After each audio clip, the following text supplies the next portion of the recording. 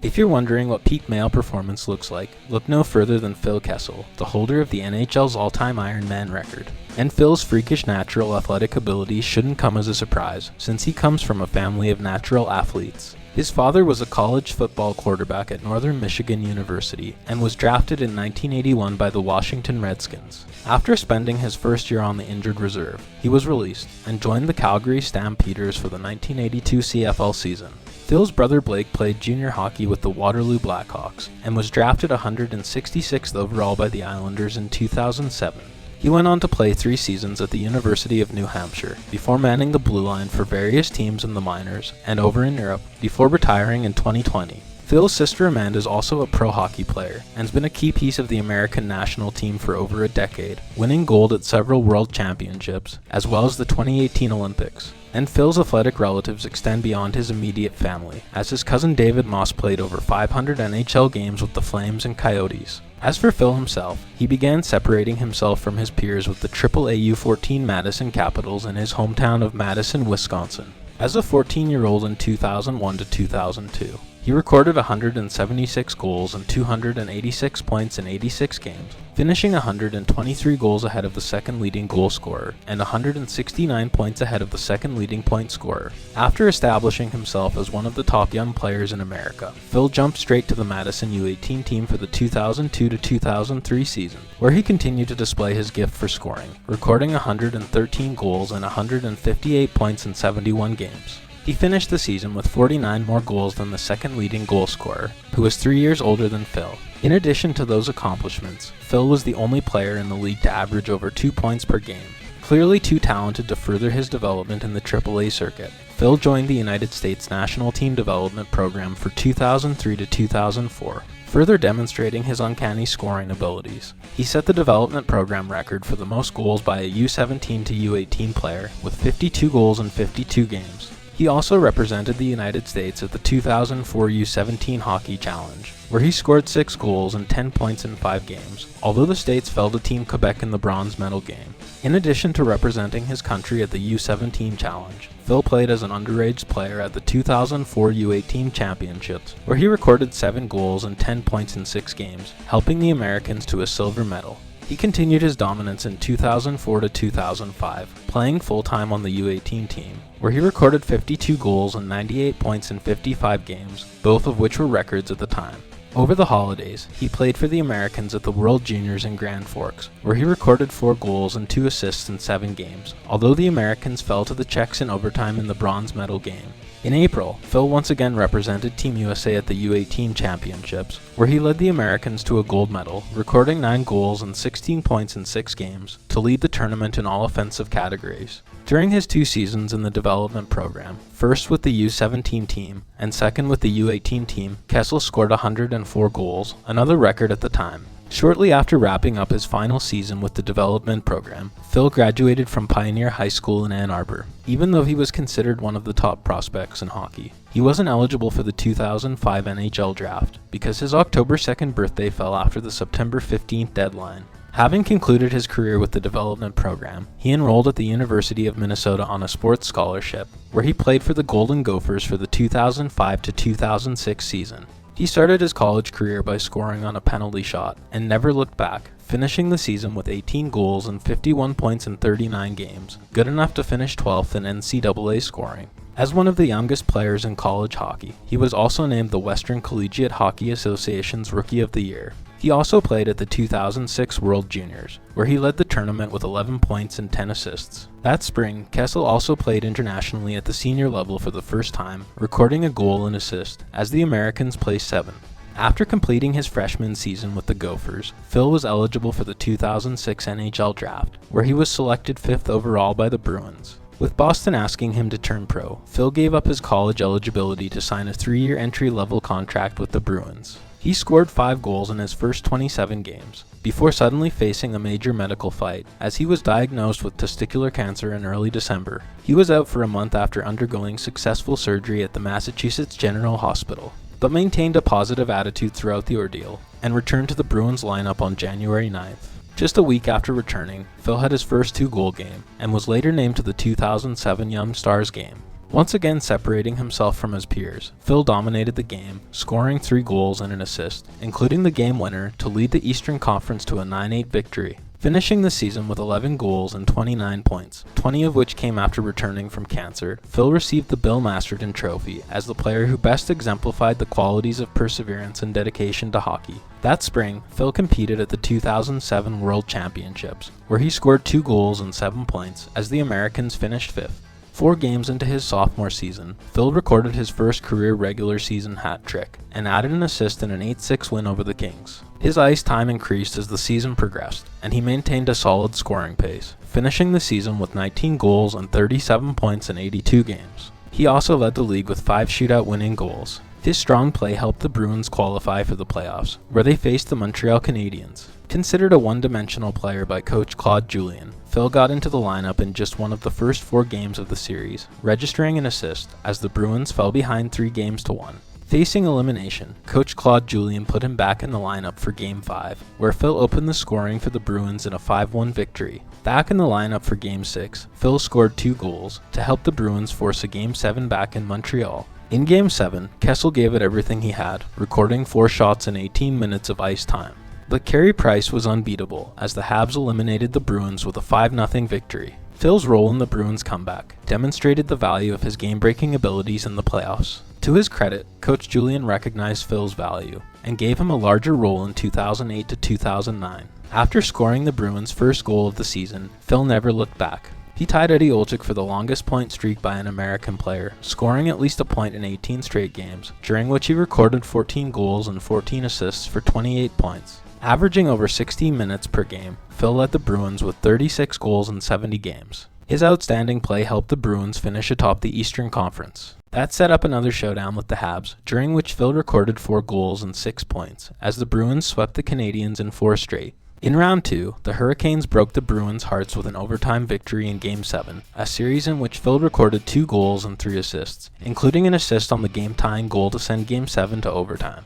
Kessel's 6 goals and 11 points in 11 playoff games was made even more impressive, after it was revealed he'd been dealing with a serious shoulder injury, which required off-season surgery. While recovering from surgery, Phil found out he'd been traded to the Leafs in exchange for a 2010 first-round pick, which turned into Tyler Seguin, and a 2011 first-rounder, which turned into Dougie Hamilton. In their efforts to market Phil as the future of the franchise, the Leafs immediately signed him to a 5-year deal. But fans had to wait for his first appearance, as he was sidelined until November. In his first game, he recorded a career-high 10 shots on goal, but was held off the scoresheet as the Leafs fell to the Lightning 2-1 in overtime. Phil was named the 3rd star of the game, and Leafs fans were excited about his potential. 4 days later, he scored his first goal as a Leaf in a 5-1 win over the Wings. After putting together 3 2-goal games through the Leafs' first 15 contests, Phil came head-to-head with his former team at TD Gardens. Despite the fact he was traded against his will, Phil was met with taunting chants and a chorus of boos every time he touched the puck. And the game itself was a disaster, as Kessel was on the ice for the first 3 goals in a 7-2 Bruins victory. Phil was held pointless and told reporters it was the worst game he'd played in a while. The Leafs returned to Boston 5 days later, and Phil was once again held off the scoresheet as the struggling Leafs lost by a score of 5-2. After a difficult stretch, Phil returned to form, going on a 3-game goal streak, and a week later was named to the 2010 American Olympic team. At the Olympics, he helped the Americans to a silver medal, recording a goal and assist in 6 games.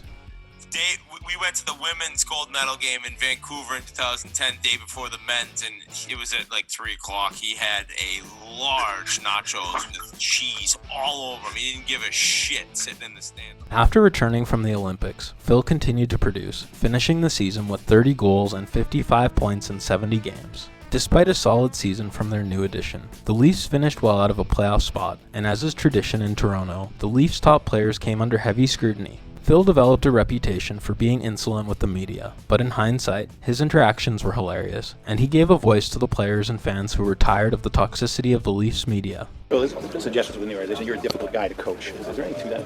I don't think so. That's a weird question for you to ask, though. They like that. This guy's such an idiot here. He's always been like this here.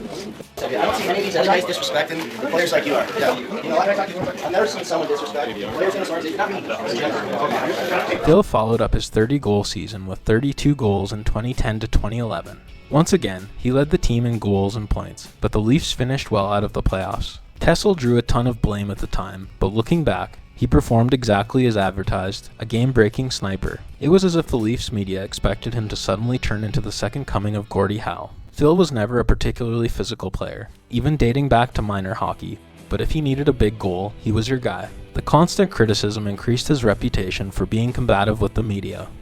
You know what, I'm disappointed today. I think the way the media treats Dion Phaneuf in this city is embarrassing.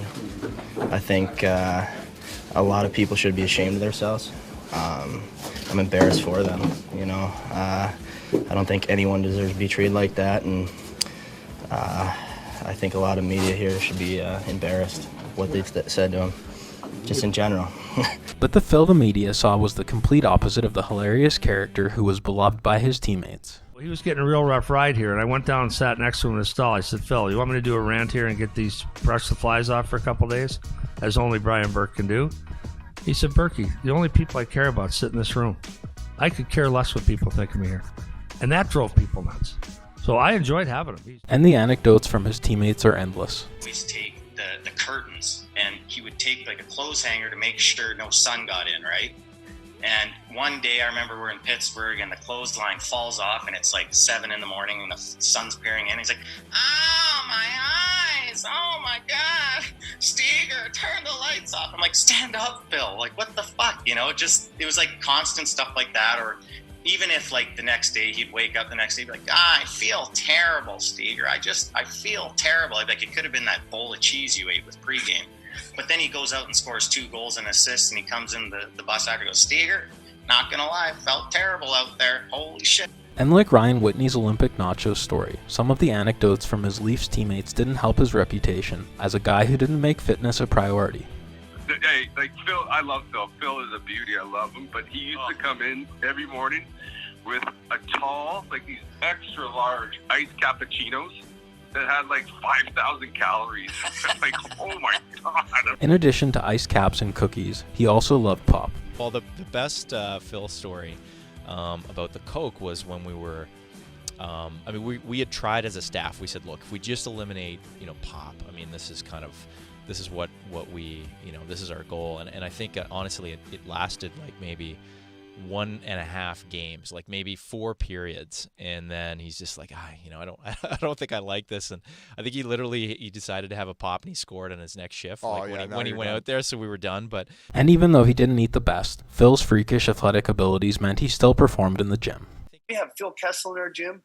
He is so much fun. He brings so much energy to our gym. Like Biz, he's got 330 on his back doing a single leg rear foot elevated split squat. Phil Kessel, 330 on his back, and I'm spotting him, and he's looking to his left, and he is yelling at James Neal, Nealer, you're a bum. You're a bum, Neal. But that didn't mean he had any interest in proving his fitness levels at formal testing. I just remember one time we were weighing in. And the strength coach, Bells, was like, hey, Phil, you got to come weigh in. And Phil's like, fuck you, Bells. Fuck you. And so Bells brings the weigh-in sheet down to Randy. And Randy's like, well, where's Phil's weight? And he goes, he won't weigh in. And he goes, you tell him to go weigh in, and started yelling at Bells, the strength coach. So Bells comes back and he's like, Phil, you got to weigh in. Randy said you got to weigh in. And Phil pokes his head out of the change room down the hall toward the coach room. He goes, you tell that fat fuck if he wants me to weigh in, he can come weigh me in himself. Screamed it down the hallway. He loved giving Randy Carlyle a hard time. He didn't get you here on time, Phil? Good one, Randy. Good one. He was also comically honest with teammates. Or I'd play on his line some games, and we'd be like, we'd come in after like the first shift, like back to the bench, you'd just be like, you know what? I don't have it tonight. You're on your own tonight. It's one shift. Like, wait, maybe you'll find your legs here. Phil entered the lockout-shortened 2012-13 season under a microscope, And he delivered, finishing the season with 20 goals and 52 points in 48 games, leading the Leafs to their first playoff berth since 2004. He was clutch down the stretch, recording 10 goals and 7 assists for 17 points over his last 10 games, finishing 7th in NHL scoring. In the playoffs, the Leafs fell behind 3 games to 1 against the Bruins, during which Phil recorded 2 goals and an assist. Facing elimination, the Leafs eked out a 2-1 victory in Game 5 to force a 6th game back in Toronto. And in Game 6, Kessel scored the game winner to force a Game 7 back in Boston. In Game 7, Phil scored an early third period goal, followed by a primary assist, which put the Leafs up 4-1 with less than 15 minutes left in the third period. And then, Leafs Nation experienced the most painful collapse in recent NHL history. Despite being on the ice for the overtime winner, fans and media cut Phil some slack, as they recognized the key role he played in the Leafs making the playoffs, as well as forcing a Game 7. But his struggles with the media came back in 2013-14, as the Leafs missed the playoffs for the 8th time in 9 seasons, even though Phil finished the year with a career-best 37 goals and 82 points in 82 games. The scrutiny on Kessel was heightened because he'd signed an 8-year, $64 million contract in the offseason. Yet again, the Leafs miscast Phil as the team's savior rather than the best designated marksman in the league. Looking back, Kessel was excelling at what he did best, and he took an undue amount of criticism, which should have been directed at the coaching staff and management, who settled on Tyler Bozak as their number 1 center and considered Jake Gardiner, Cody Franzen, and Carl Gunnarsson to be top 4 D-men.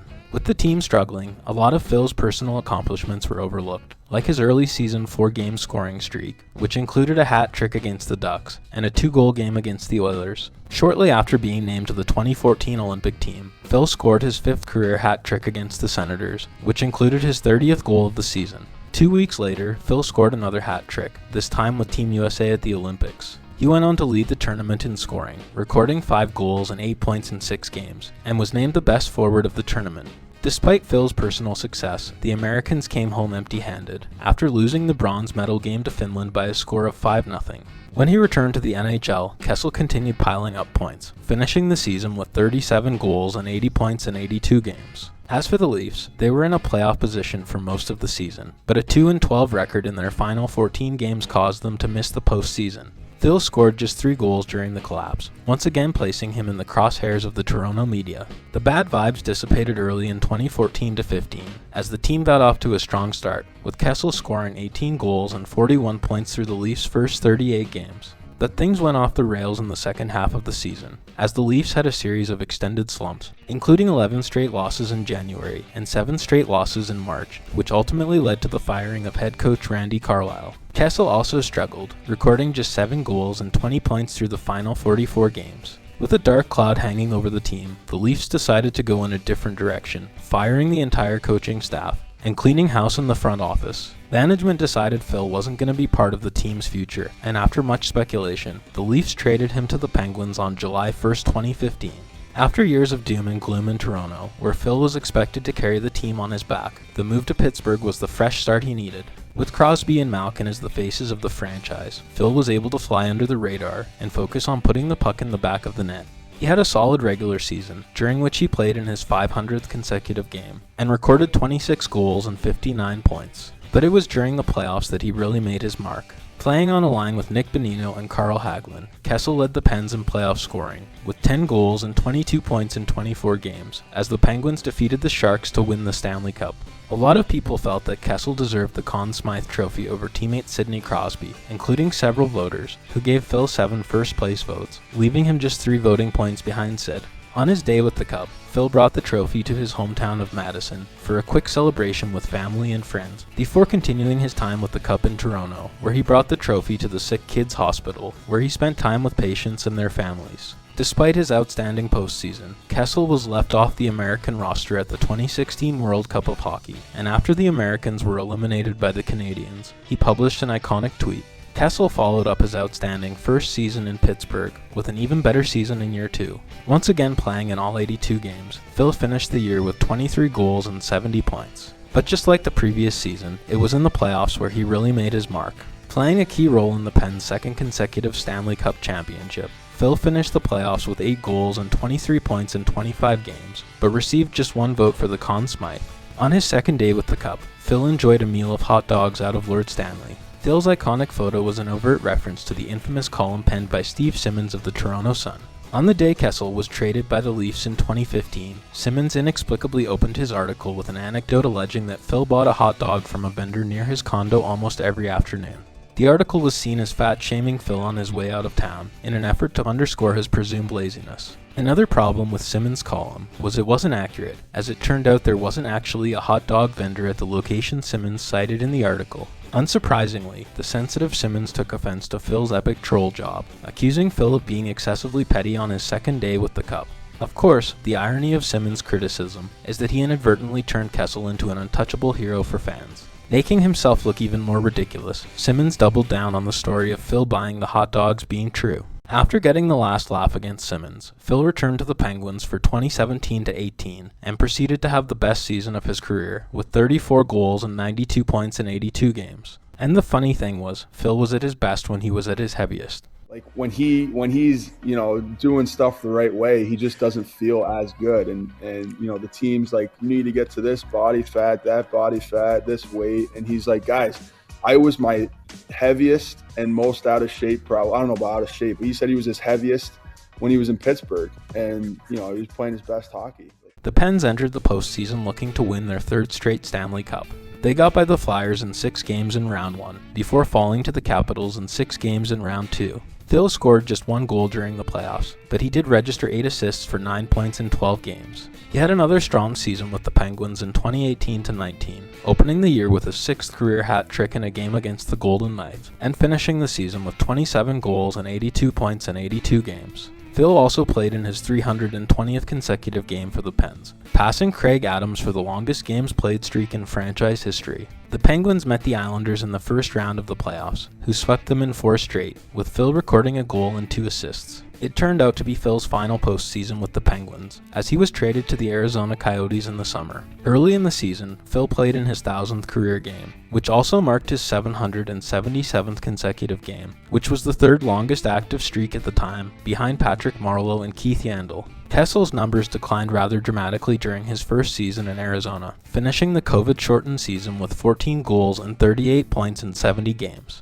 The Yotes finished 11th in the West, but qualified for the postseason by virtue of the COVID-extended playoff format. They upset the Predators in 4, with Kessel recording a goal in the decisive game. That set up a matchup with the Avs in round 2, who defeated them in 5, with Phil finishing the playoffs with a goal and 3 assists for 4 points in 9 games. The 2020-21 season was also shortened by COVID, but Phil managed to keep his Iron Man streak going. He finished the abbreviated season with 20 goals and 43 points in 56 games, marking the 12th time he scored at least 20 goals. After missing the playoffs by 9 points in 2020-21, the Yotes struggled again in 21-22, finishing last in the Western Conference with just 25 wins in 82 games. Kessel also struggled to put the puck in the back of the net, scoring just 8 goals, but did lead the team in assists with 44. Despite the tough season, Phil managed to keep his Iron Man streak going, including on the day his first child was born. He played a single shift against the Red Wings, before leaving the game to take a special chartered flight back to Arizona to be with his girlfriend Sandra for the birth of their daughter. After spending a day at home, he met up with the Coyotes in Toronto, where he recorded an assist in a 5-4 win. His teammates were stoked for him, and the maneuver even impressed the Leafs, including Austin Matthews and former teammate Morgan Riley.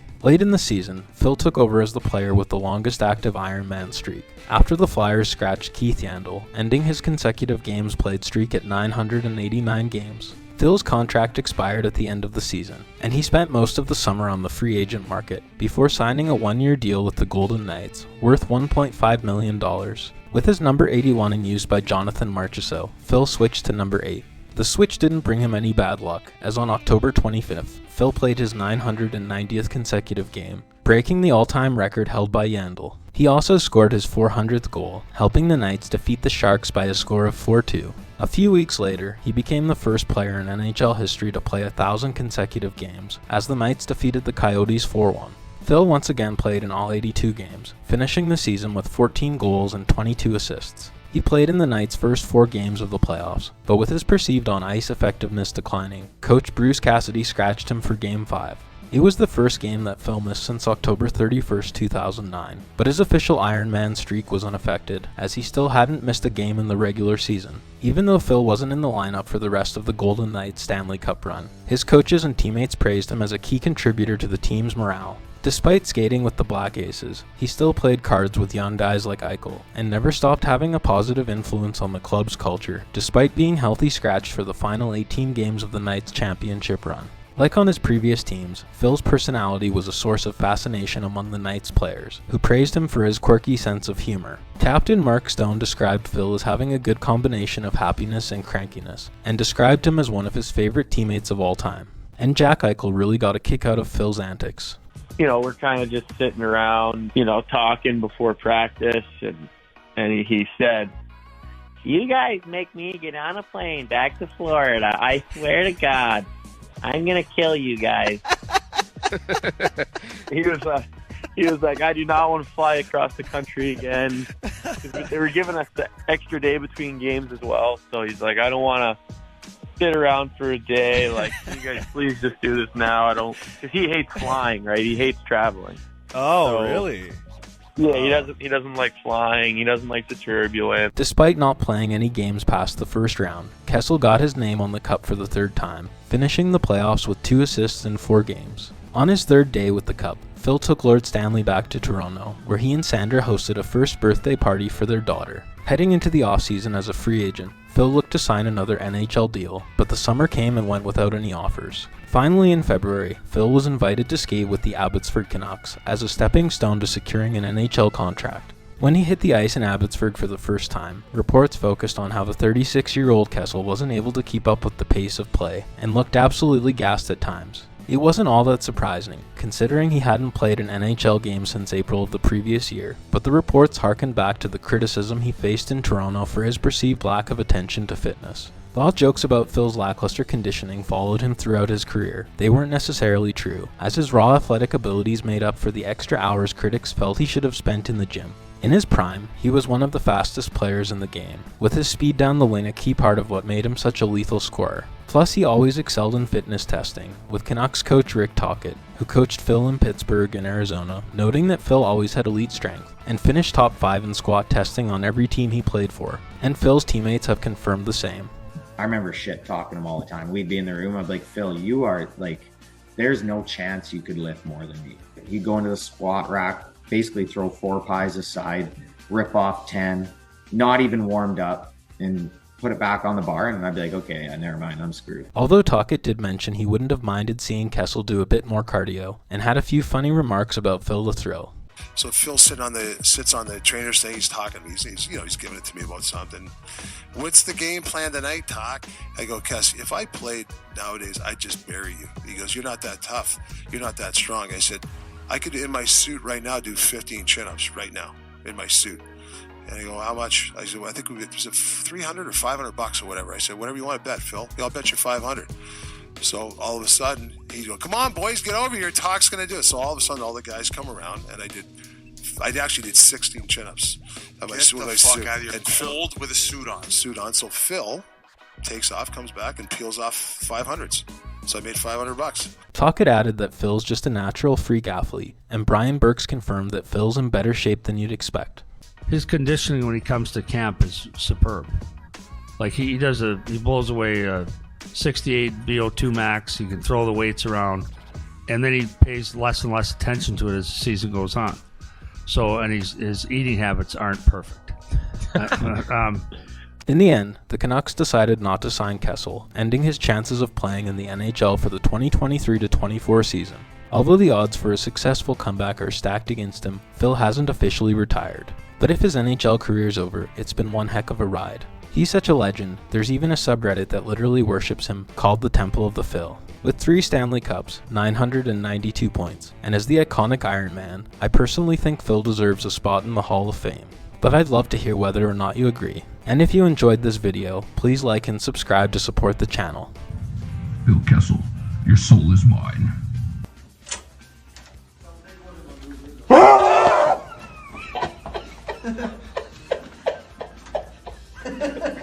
Are you nuts? Don't ever do that to me again.